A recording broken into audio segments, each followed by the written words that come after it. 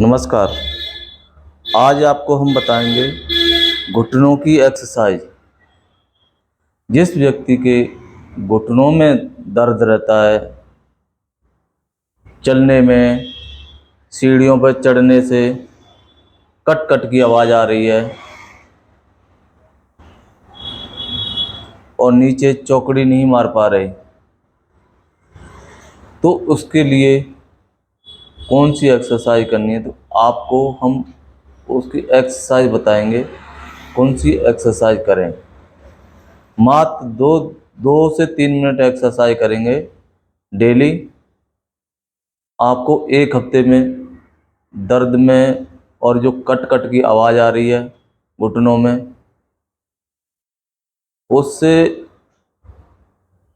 40-50% आराम आने लग जाएगा आपको एक हफ्ते में।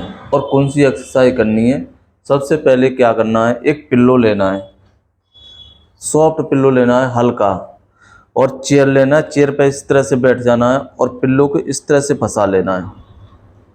इस तरह से थोड़ा चेयर ऊंची होनी चाहिए ताकि पैर आपके लटक सकें, और इस तरह से पिल्लो फांस के इस तरह से आपको एक्सरसाइज करनी है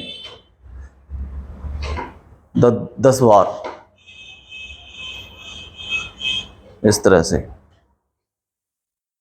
फिर 2-3 मिनट का आराम करके उसके बाद फिर 10 बार, यानी 3 बार आपको एक्सरसाइज करनी होगी। दिन में जब आपको टाइम मिले तब आप एक्सरसाइज करें।